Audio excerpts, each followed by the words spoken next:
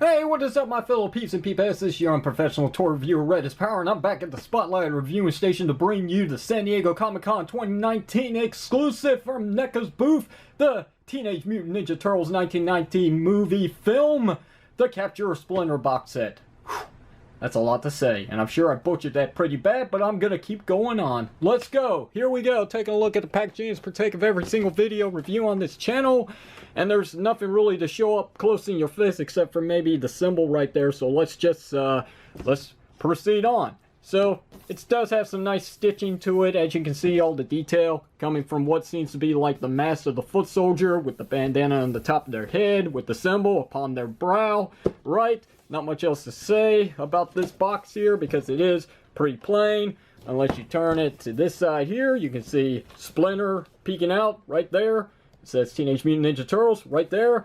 Nothing on the back except for the rest of the bandana with the tie right there. At the bottom, we just got a barcode. So, yeah, as you can tell by now, this is just a slick cover. So we shall remove the box from within. And you're going to see a big mess in here. Right. So I will put that aside. Here it is, the actual box to the set. On top it says Teenage Mutant Ninja Turtles in white. At the bottom here, well, if I turn it this way, you can see we got Nickelodeon. We've got some credit for the makers and the designers of this set here. And then we've got Neca, Real Toys. And as you see on this side here, instead of Master Splinter, we've got the Shredder. And down there it says Teenage Mutant Ninja Turtles, right. And then on the back of this box, we've got Teenage Mutant Ninja Turtles. We got a brief summary here. And I will just let you read that. Right. Here's some promotional shots of this set with everything that comes with it. So, yeah. Some good look. There's a nice weapon rack. We'll get to that shortly. And then here's the big mumbo jumbo itself. As you can see, good look at the two foot soldiers that come in this set with Shredder and the Splinter. Right. And then there's a cardboard box. And we'll get to that as well. Now, if you look very carefully, which I'm not so sure how you're going to see this. I mean, you can see me, but you can't actually see what's going on back here. So I'm going to just go ahead and pull this out because it's an easy to open side cover of the packaging. Coming out here. Here it comes. Here it comes. Yep. All right. So this is pretty much similar to Transformers Studio series where you got these backdrops they can display your figures on. This is pretty much the same deal going on here, only this is high glossy paper. I mean, look at that reflection. Wow. Anyway, we've got what looks to be the area that Master Splinter was actually being chained to on this fence here with some crates in the back. I forget the name of the place, but it's where all those kids hang out at night. It's just a hunk of cardboard that can actually stand up on its own. I'm actually impressed. This is the first time I'm actually doing this. Okay, enough of that. You want to see the set itself. You want to see the figures. That's why you are here. And that's why I am here, to showcase all that. So, the first thing we're going to do is we're going to take a look at the foot soldier, because why not? We looked at the foot soldier a while back in his 1/4 scale. Sadly, that figure is no longer here, as well as the other 1/4 Ninja Turtle figures. But hey, I knew Neca was going to surprise us with something big. And by big, I mean small, in a 7-inch scale, which is the real line that I can actually collect, because 1/4 takes up a lot of space here. Let's take a look at the foot soldier. He looks good.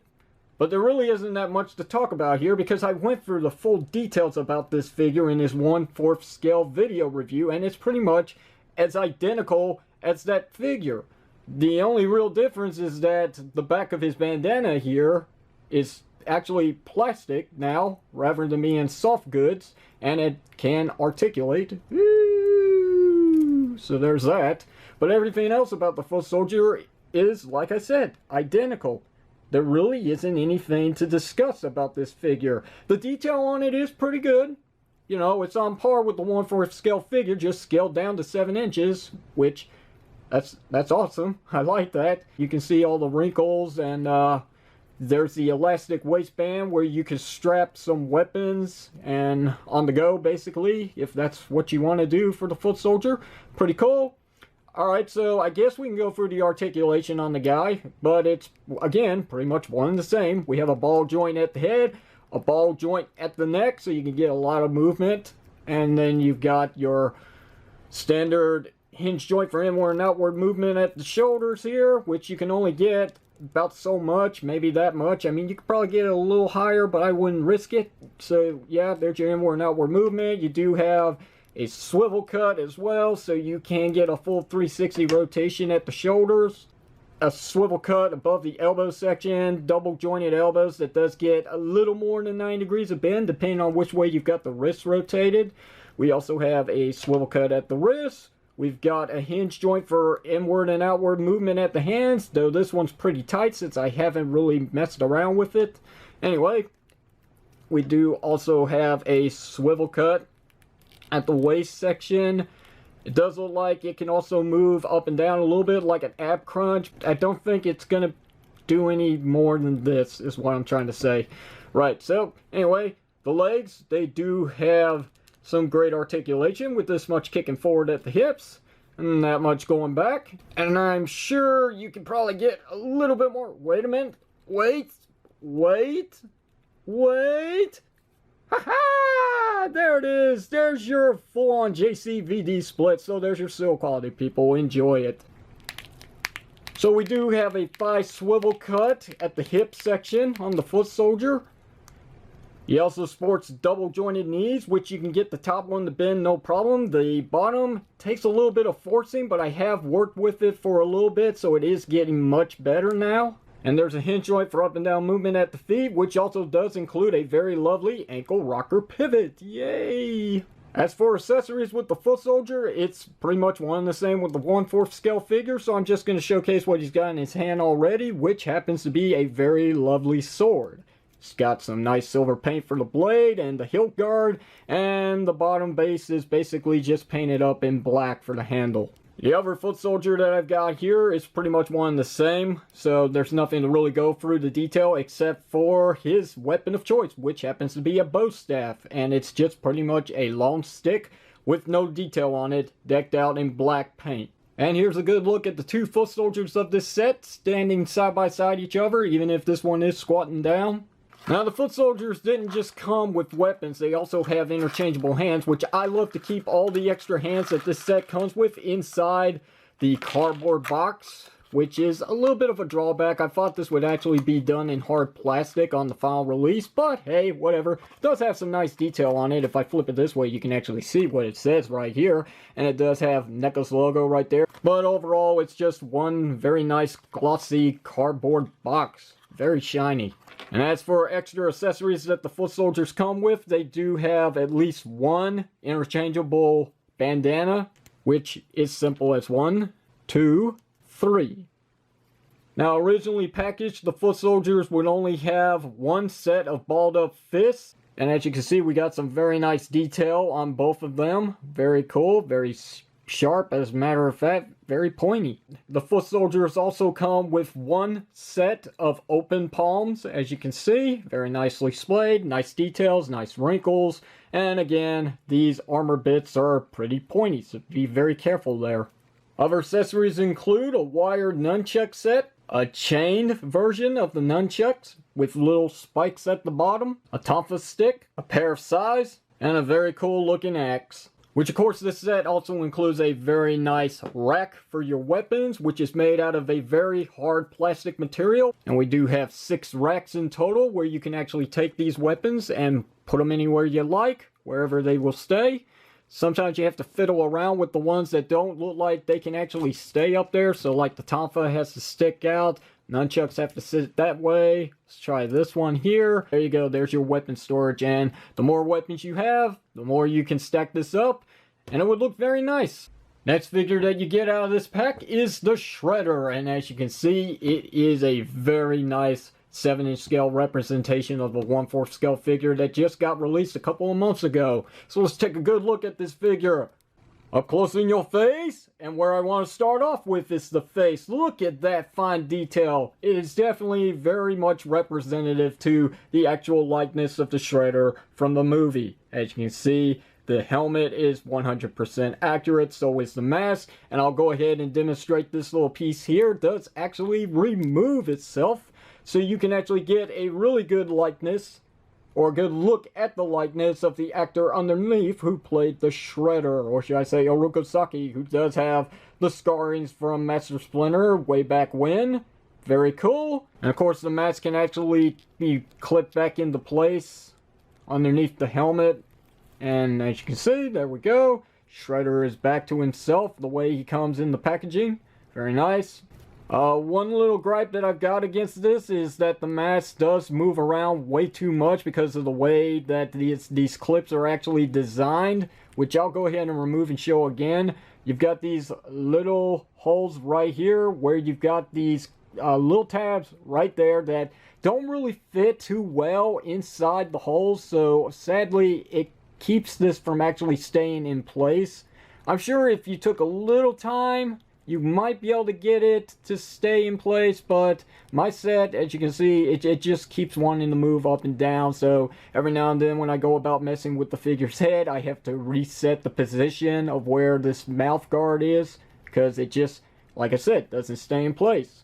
But anyway, besides that, we do also have the exclusive, lovely, very nice and shiny tiger stripe cape that the Shredder was known for wearing at the very beginning of his first appearance in the 1990 film. It does have a wire that is stitched inside, so you can bend it in any position you want. If you want it flapping in the wind, you can do that, but I think that the wire kind of gets in the way. It does hinder the way that this actually drapes down on the Shredder figure in the end, but I'm sure if you work with it, you'll find that it actually does work pretty well with the guy. To get this cape off of him, it is very difficult to get it back on, so I think it was best for me to just go ahead and show you what it looked like with it on before I take it off and never get this back on him again.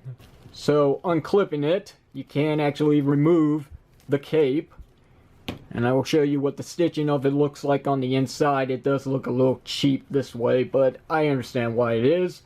It's a pretty nice cape, like I said. Very long on the figure, as it should be, because it did drag amongst the carpet that he was walking on in the film, but this clip is very much a pain on the figure. Well, not the figure, but right here for the cape.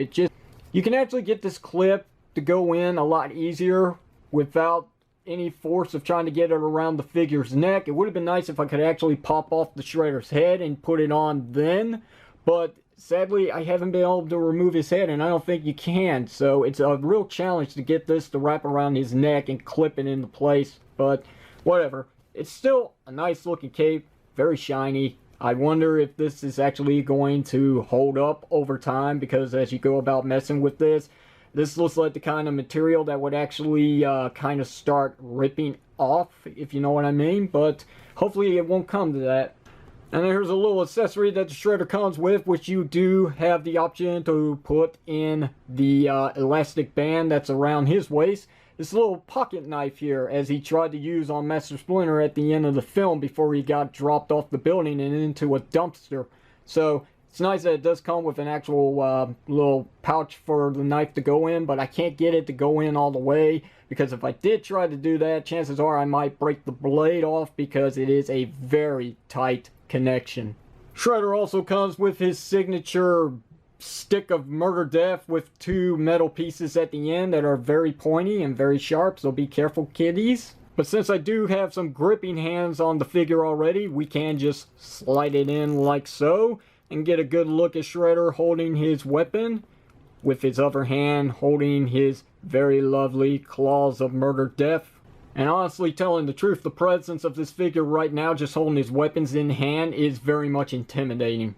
So let's get a good look at the Shredder in all of his glory here, and as you can see, it is some nice work, and we do have some nice little sparkly bits that are all around the suit, which makes it look pretty much as accurate as it can come in a small scale. And here's a good look at the blades of murder death that are on his left hand, which are done in that very thin and very much fragile plastic. So you might want to be careful when handling this area. If you go about interchanging the hands, you might want to try and grip the hand itself and not the blade, otherwise you might break it. Taking a good look at his shoulder blades, and these are on separate bits as well that are actually glued down to the suit. And speaking about the articulation, let's get into it. The Shredder does have a ball joint at the head and a ball joint at the neck, which does kind of get hindered by this collar bit. And the shoulders do have a hinge joint for inward and outward movement, which is pretty tight on the figure.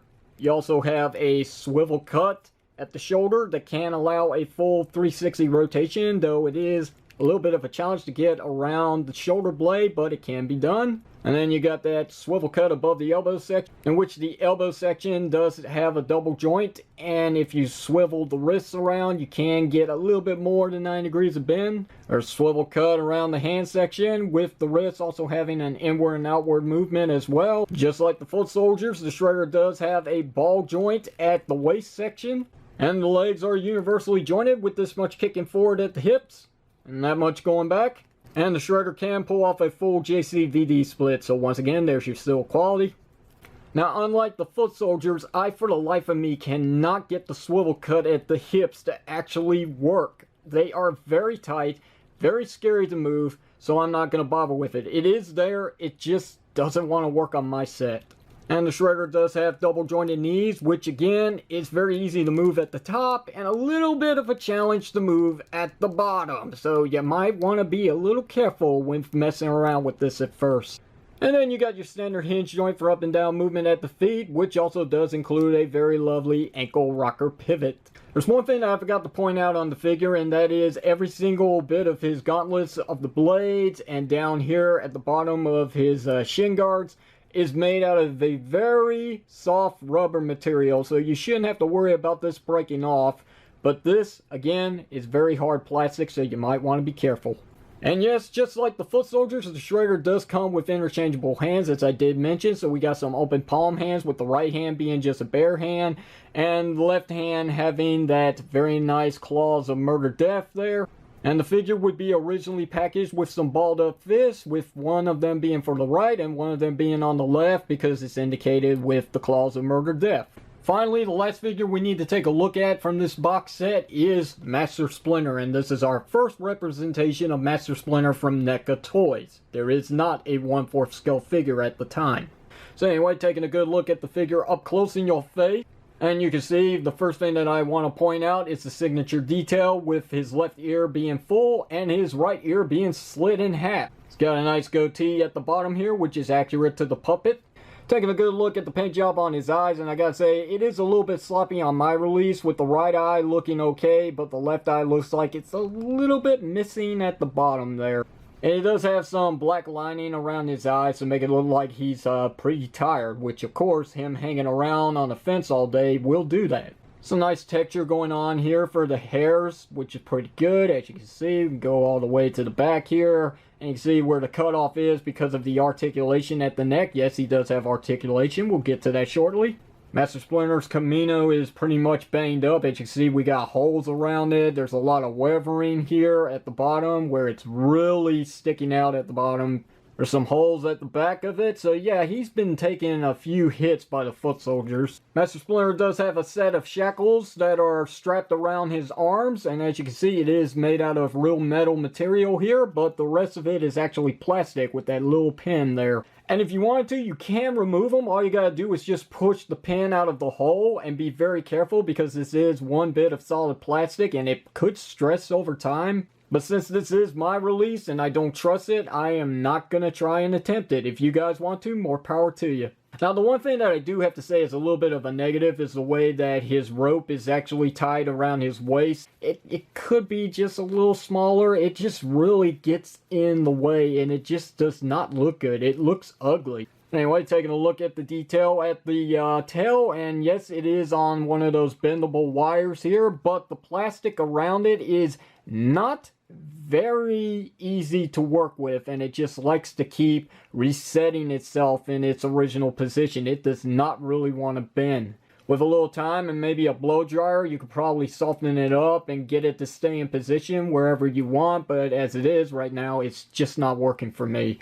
But at least it does hold the figure up in place, so I don't have to worry about this one falling over anytime soon. So let's go into articulation with Master Splinter, and he does have a ball joint at the head, as you can see.